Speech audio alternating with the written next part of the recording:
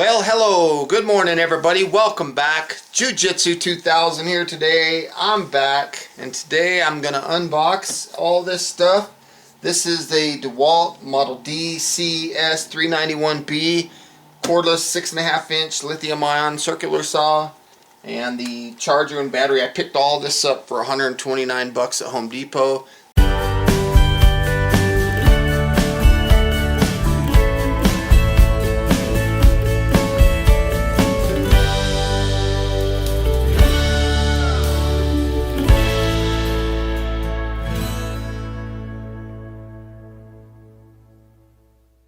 They were running that sale. I got the Makita version as well. So the way the Dewalt one worked is you bought one of the tools and then they gave you the charger and battery for free. Makita was just the opposite. If you bought the battery and charger, they would give you a choice of one of 3 tools for free. So I'm going to go ahead and rip this stuff open. I'm very excited. This is my first Dewalt tool I've ever had. I'm probably super excited. So let's see what we got here. We got the charger, and I'm brand new to DeWalt, so bear with me. It says pack charging or pack charged. So it'll flash while it's charging, and then the light will go solid when it's charged. So I'm going to go ahead and get this put on the charger. This battery, that's a pretty decent looking battery. It's got a battery gauge on it. That's cool. My first DeWalt tool. 20 volt max, 3 amp hour battery. Pretty cool. 6.5 inch circular saw. This is the tool only. Battery and charger are sold separately.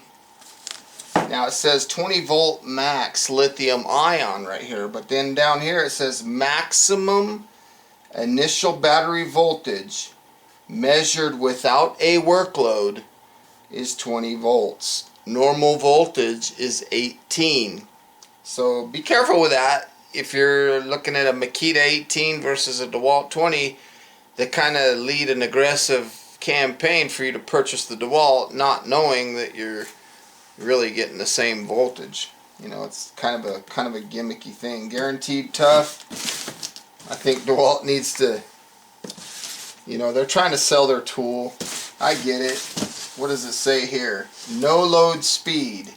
5150 RPMs. Now the Makita saw is 3700, but 3700 under a load, from what I understand. Blade diameter 6.5 inches.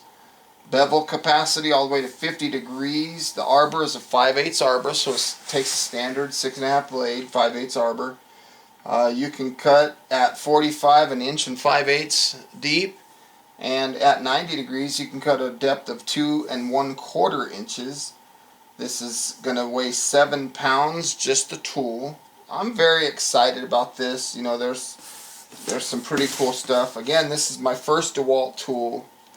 I'm not quite sure what to expect. It's my objective here for my YouTube channel to compare this with the Makita and see how it stacks up, because I was able to purchase both of them for the same price. The first thing I see when I open this box is what appears to be an owner's manual by Dewalt. So that's pretty cool. What are these? You pull these or something? I don't know how these packages work, so bear with me. I guess this just lifts out. Yeah, there's nothing left in the box, you can see there. So I'm going to set this down. Kind of neat the way they package it. So there we have that. Get the box out of the way. There's the first look at the saw. It does not have a blade on the saw, but it does have a blade in the cardboard right here. So let's take a look at that blade. There's nothing left in the cardboard. So you get a 16 tooth fast wood cutting thin kerf carbide tip blade. So it's not too bad. Dewalt blade. Okay, what does this tag say? Warning. To guard against injury, observe the following. Read the manual before you use the saw. Okay, so we'll get rid of that tag. I don't need that. But let's take a close look at the saw. This is my first Dewalt tool. I've worked on tools in the past. In the late 90s, I worked at a Makita warranty station. We also did warranty for Black & Decker and Dewalt, Skill, Bosch, Dremel, Ryobi. We worked on a lot of stuff.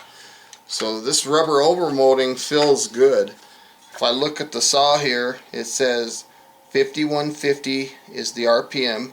Okay, so this is DCS391 Type 3. Looks like a nice saw. It's got a magnesium base, magnesium thing here. And unlike the Makita, which has a side port that lets the sawdust come out to the side, the DeWalt don't do that. So that's kind of cool. Kind of new. I don't know how that's going to work. Looks like the sawdust might just fly right straight out the bottom or something, because it's pretty round up in there. 6.5 inch, but it looks like a fairly solid tool. If you want to adjust your depth of cut, you can use these little knobs to adjust the shoe. It's got a little bit of catch to it. It's a little bit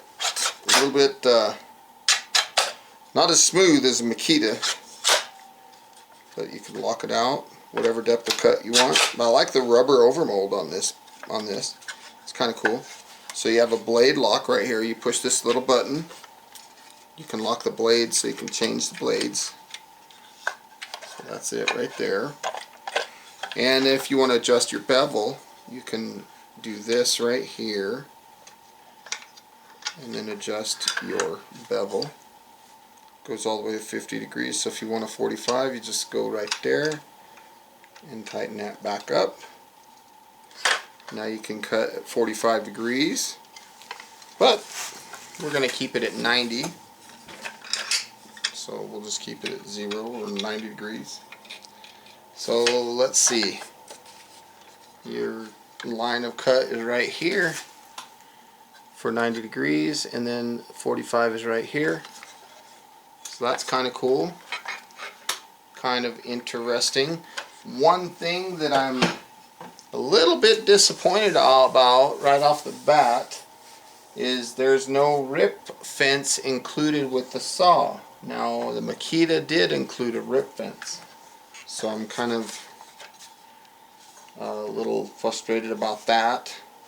This is a brushed motor. This is a fatter motor than the Makita. Makita is a skinnier motor, but it sticks out a little further. So this one's shorter but stubbier. But I can't wait to compare this against the Makita and see what really happens. There is the wrench right there for the blade. It's kind of cool. And you know, this is the same complaint that I had with the Makita. I don't like them storing the blade right there. I think that's a crazy place to put a blade, a wrench. I think that's just a silly place. But I will say, just being honest here, that the retention on the DeWalt is better. Seems to hold that tool really tight. Well, now it's easier to get off. Is there a magnet or something there? No. That'd be kind of neat if they would have included a magnet or something that would have held this thing into place. But that's first look at the saw. Looks like a nice saw. I'm excited to try it out. I really am. The shoe looks solid. 20 volt. They sure put that 20 volt thing on there everywhere. They're trying to make people that don't know better think that they're offering more when they're actually offering an 18 volt tool. If you were to take a battery, a Makita battery, and run a voltmeter on it, you'll probably see that the Makita probably holds 20 volts too. So they're not really pulling the wool over too many people. But I don't know, there's probably a lot of people that they do though. So it looks like a nice quality product. One thing I'm noticing is there's Torx everywhere. Instead of Phillips and regular screws and stuff, they're Torx, which is not a bad thing. I mean, DeWalt's been doing that since I worked on them in the 90s. Push the safety. Nice electric brake. I like that. Sounds like it runs pretty good. This is a brushed motor. See the sparks that it generates. That's to be expected. Sounds like fast blade.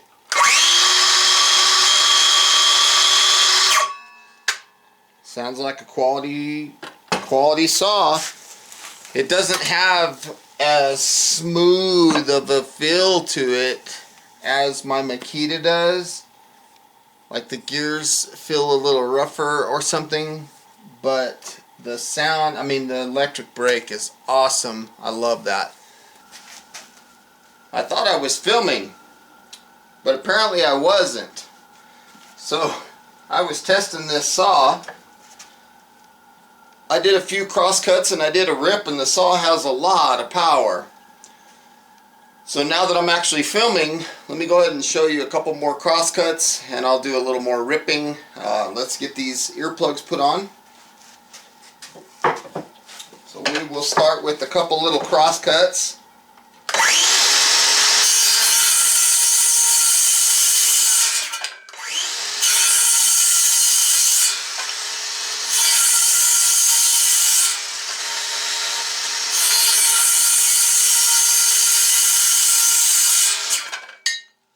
That electric brake is awesome.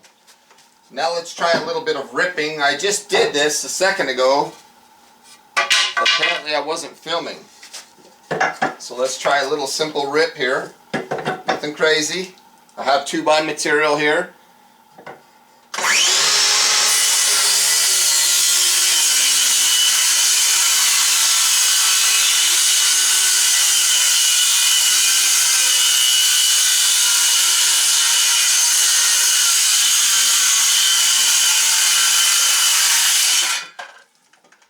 Plenty of power. Very nice. And it makes good work of this stuff. Couple more. Let's do one more rip here, just for good measure.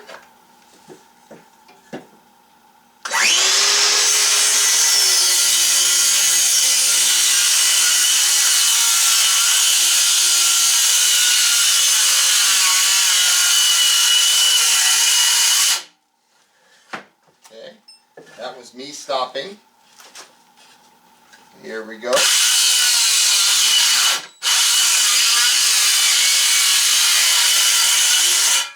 I was able to bog the saw down, but this saw has a lot of power. I'm very, very impressed with it. I love the way the sawdust flows. It comes right up over the guard and right out over the back, so the sawdust just falls right out the back. I have a couple of lines here, and I want to test the saw's line of sight in relation to the blade. So I'm going to go ahead and adjust the depth of blade here, so I'm not cutting 2x4s anymore. Let's get that depth of cut just a tiny bit deeper than what I'm cutting, and I want to see how accurate this shoe is in relation to where I'm actually cutting. So right there.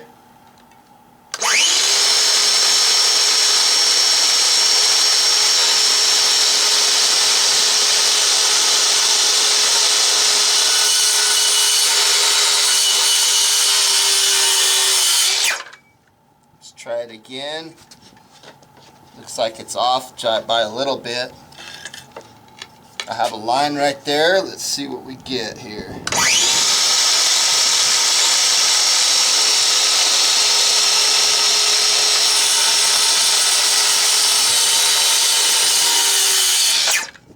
Okay, so that one was right on the money. Let's try it some more.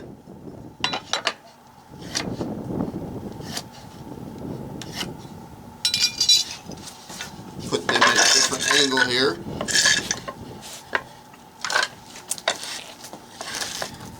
And let's see what we get.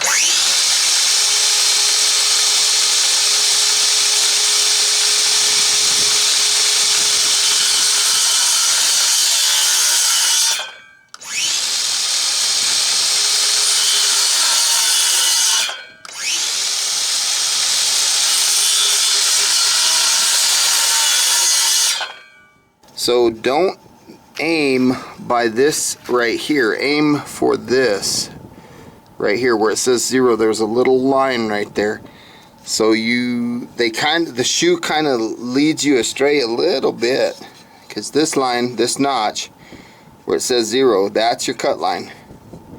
Right there, not here. So it's a little bit misleading in that aspect. You got to be right on the money with this line here, which is about a 1/16 of an inch off.